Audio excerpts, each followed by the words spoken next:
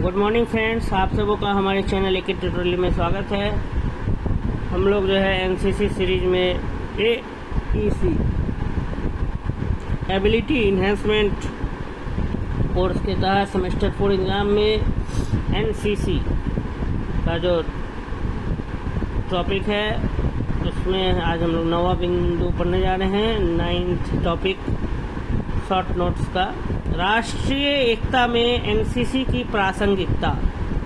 कि देश का जो एकता है, नेशनल यूनिटी है, उसमें एनसीसी का क्या इम्पोर्टेंस, क्या सिग्निफिकेंस है, प्रासंगिकता, उसको समझना है कि नेशनल यूनिटी में एनसीसी की क्या प्रासंगिकता है।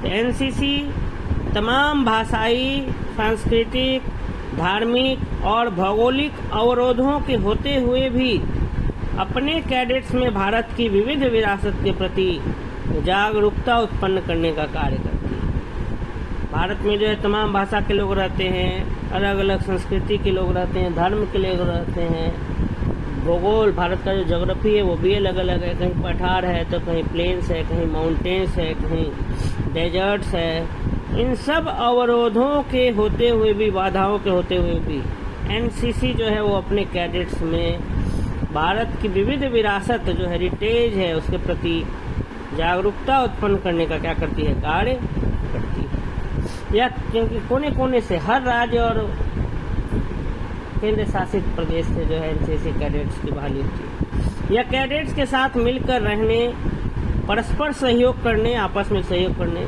और अन्य राज्यों के कैडेट्स के साथ जिन्हें वे पहले से जानते तक नहीं, सद्भाव के साथ कार्य करने का अनुभव प्रदान करती है। कैडेट्स के साथ मिलकर रहने, आपस में सहयोग करने, दूसरे राज्यों के कैडेट्स के साथ जिन्हें वे पहले जानते तक नहीं थे, सद्भाव के साथ कार्य करने का अनुभव प्रदान करती है। सद्भाव के साथ मिलजुल करके कार्य किया जाता है, जिससे निम्नलिखित मूल्यों के निर्माण द्वारा राष्ट्रीय एकता को बल मिलता है।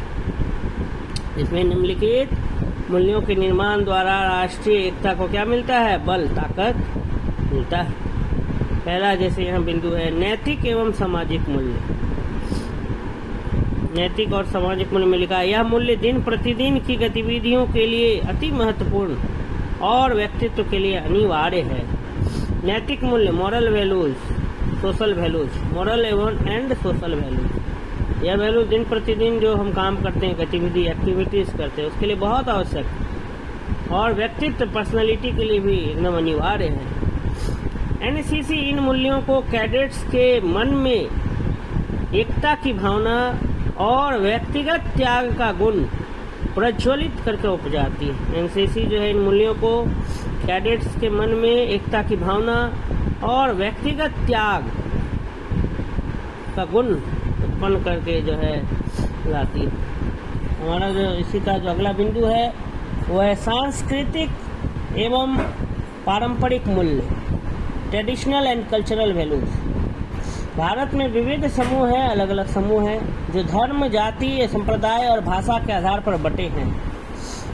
एनसीसी विभिन्न शिविरों और सामूहिक गतिविधियों का आयोजन करती है, जिनमें कैडेट्स को अन्य प्रांतों की सांस्कृतिक व पारंपरिक कार्यक्रम निकट से देखने का, बगल से देखने का अवसर प्राप्त होता है।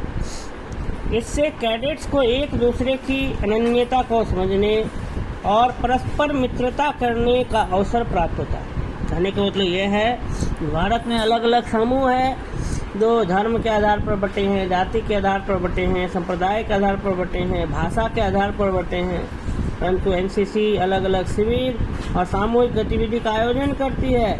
इसमें अन्य प्रांतों के सांस्कृतिक और पारंपरिक कार्यक्रम जो एकदम बगल से देखने का क्या होता अवसर मिलता है।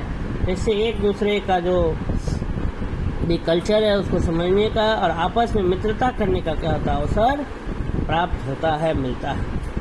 तीसरा है अनुशासन और देशभक्ति। एक एनसीसी कैडेट को समाज के लिए निस्वार्थ सेवा देने और राष्ट्र हित में किसी भी समय उपलब्ध होने के लिए प्रशिक्षित किया जाता है। एनसीसी कैडेट को नेशनल कैडेट कोर्स के जो कैडेट होते हैं उन्हें हमेशा ये ट्रेनिंग दी जाती है, प्रशिक्षण दिया जाता है कि वह निस्वार्थ सेवा, हमेशा बिना किसी स्वार्थ के देश के सेवा के लिए तैयार रहें, तत्पर रहें राष्ट्र हित में, देश की अगर भलाई के लिए किसी भी समय उपलब्ध होने के लिए अगर जब कहा जाए तो क्या हो जाते हैं, उपलब्ध हो जाते हैं। ऐसा उन्हें प्रशिक्षण दिया जाता है। एनसीसी को राष्ट्र की अनुशासित, प्रशिक्षित और प्रेरित युवा शक्ति के रूप में वर्णित किया जा सकता है।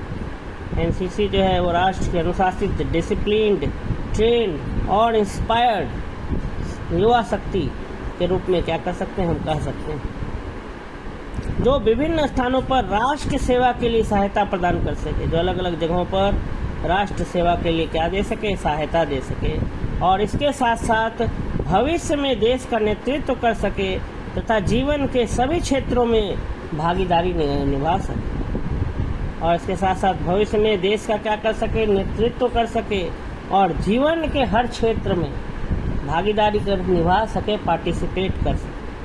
तो दोस्तों, अगर मेरा ये वीडियो आपको पसंद आया, हमारे चैनल को लाइक ज़रूर करें, सब्सक्राइब करें एवं बेल आइकन को प्रेस करना ना भूलें, क्योंकि आपको हमारे आने वाले सभी वीडियोज़ की नोटिफिकेशंस मिल सके। धन्यवाद।